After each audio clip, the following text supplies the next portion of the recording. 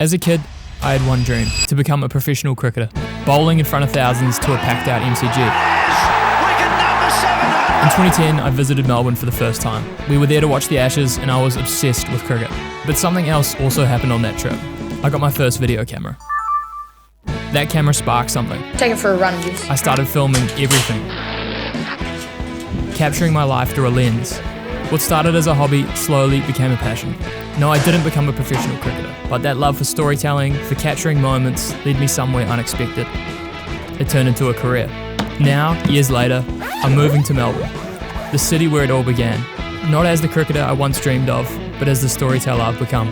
Sometimes dreams change, but the places that inspire them stay the same. Melbourne, I'm coming home. Won't you help me, 'cause I get this feeling when I'm walking through the door. I just don't know why I do it.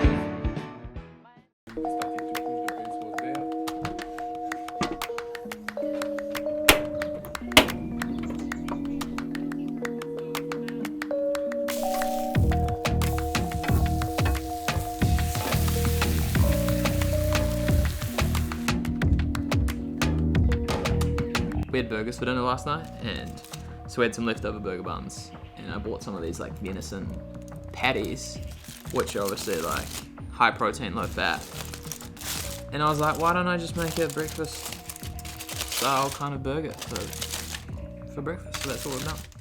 As you would have seen at the top of the video, my wife, Sam, and I are moving to Australia, Melbourne specifically. We've been thinking about doing this for a very long time now. I was actually looking through my archive footage the other day and I found a clip of us in New York City from June last year talking about, you know, the plan to move to Melbourne and how it would work. And basically we decided that after we got married, we were going to obviously start saving so we could make the move to Melbourne at the end of this year. Probably been in the works for like the last 18 months.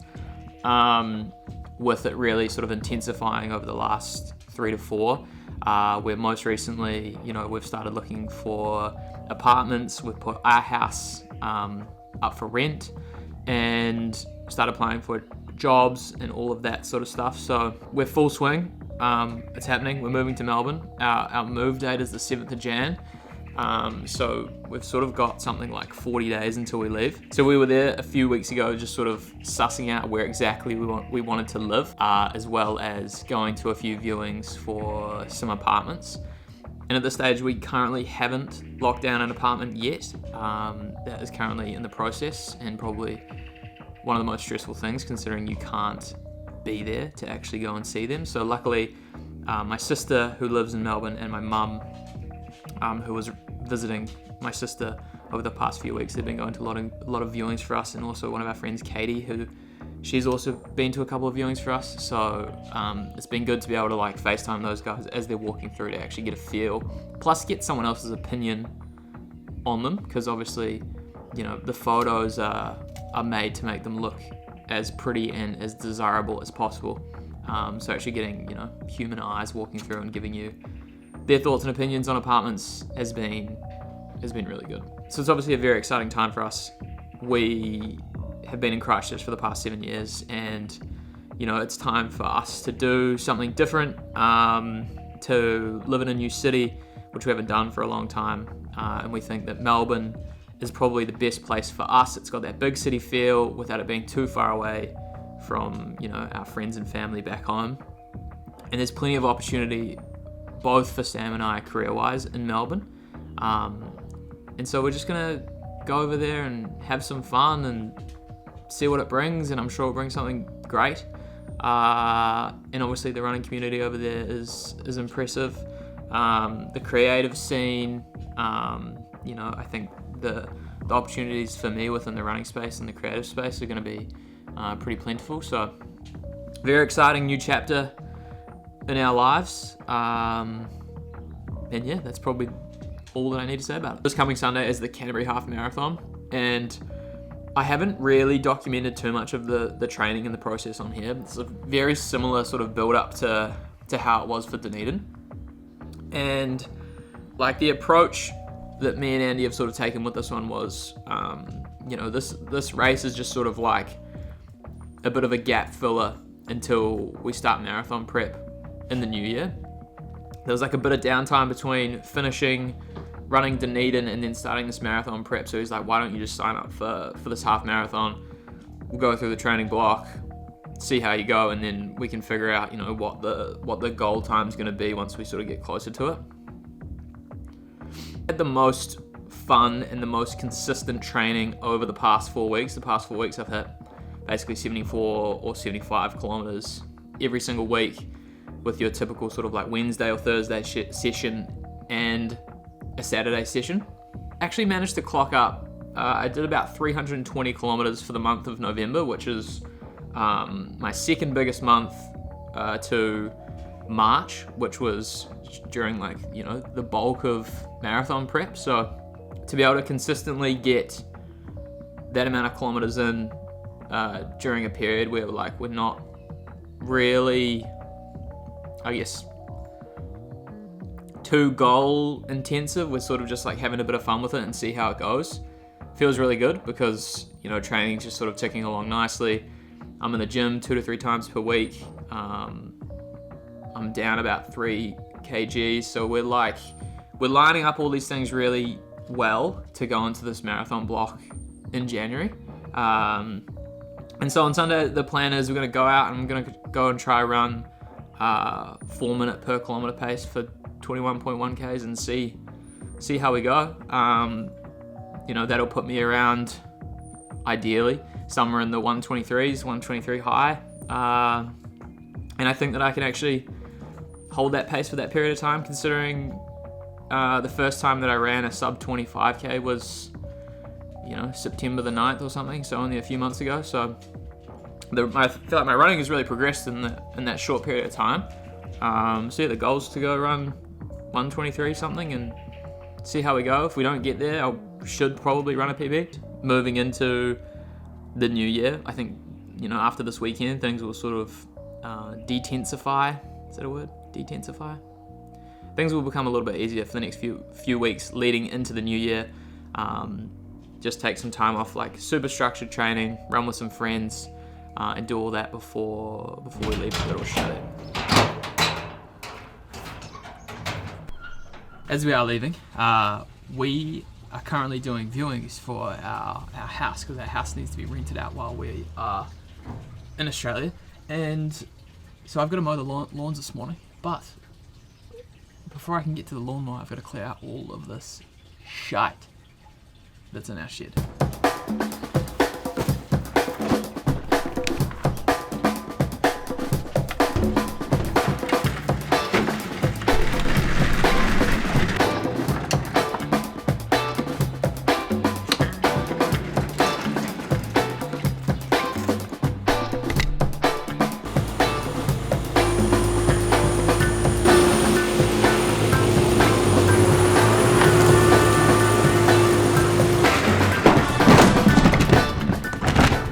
So now that the lawns are mowed, we can crack on with the rest of the day.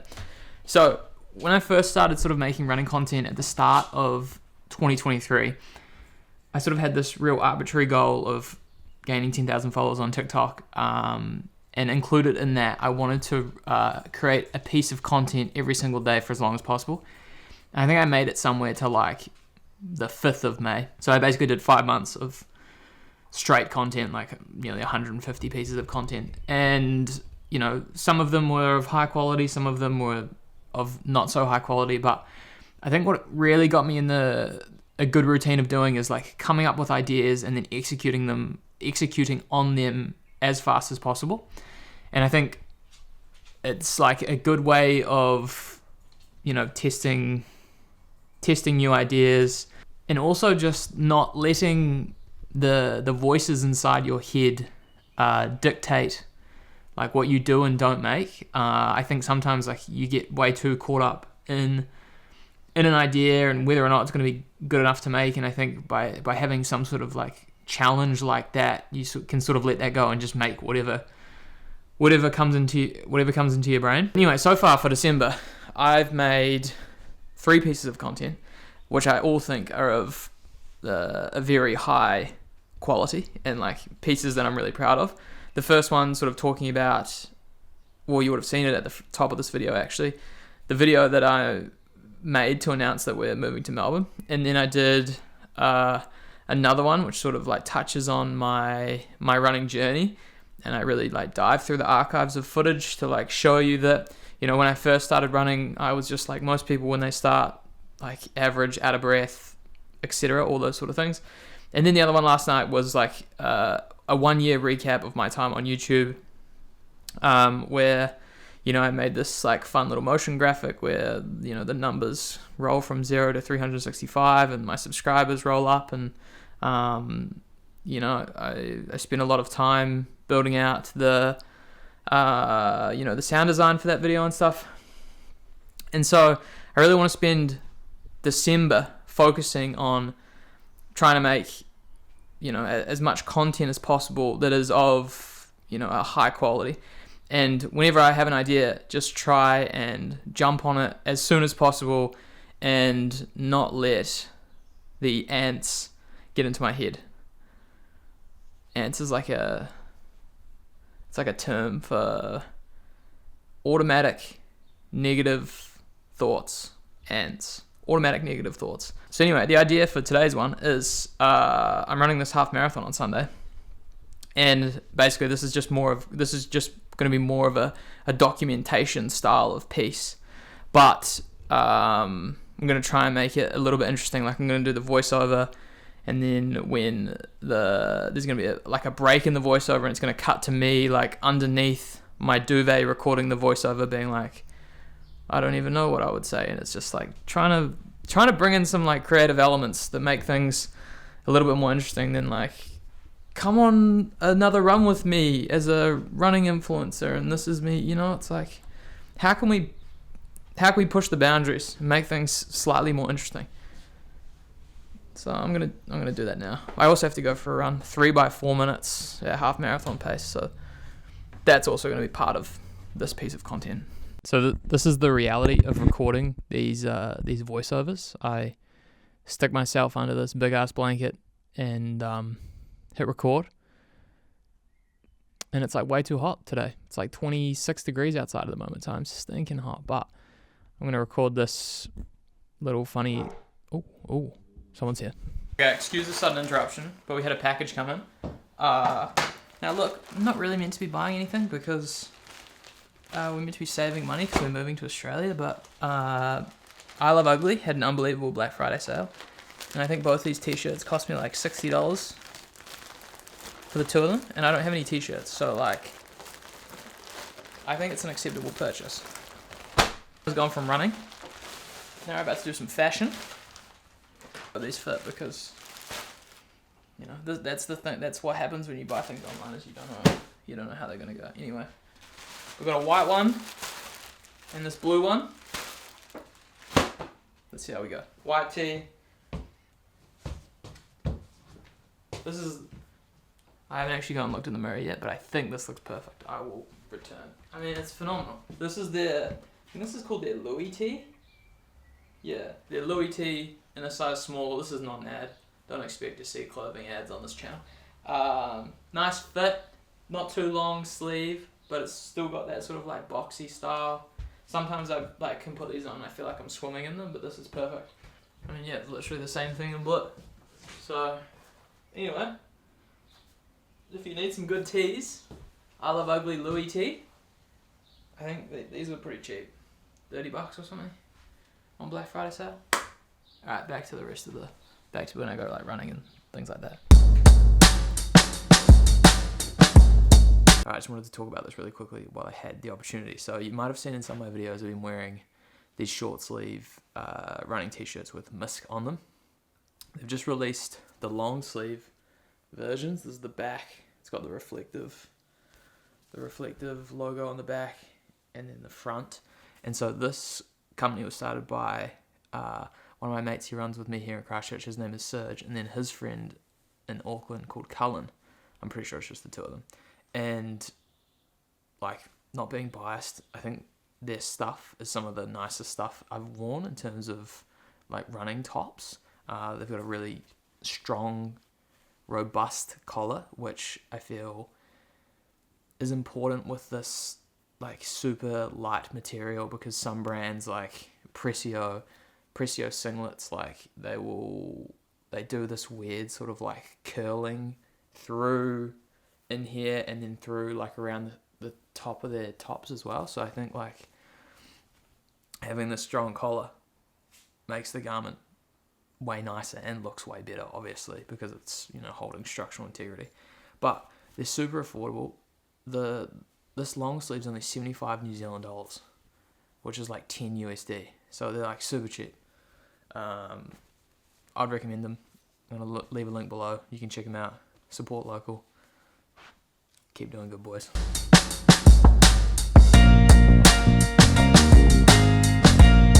We all know the drill from here. It is find a line, head to South Hayward. That's it, really. I don't know what I'm going to do when I go to Melbourne and have to do my sessions elsewhere.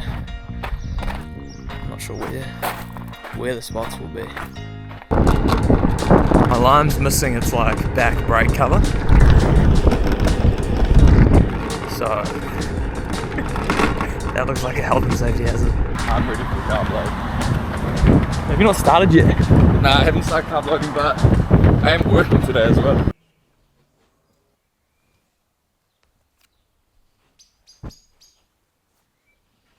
The star player, you're a liar. He ain't got no ID, he's got buying. Do you mind if I pause Wicked real quick before I get demonetized? Morning, we're off to Pegasus. It's currently raining, which does not bode well for my shoe of choice, which is the Saucony Endorphin Elite.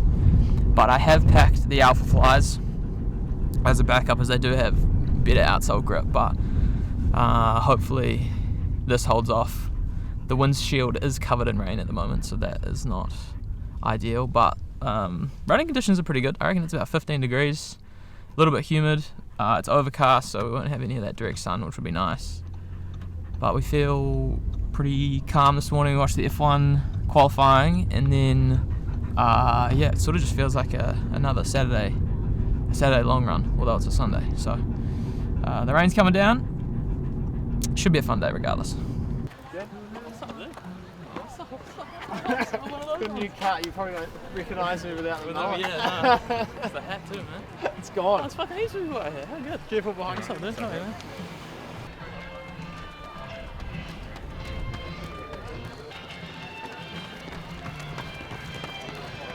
Oh, no.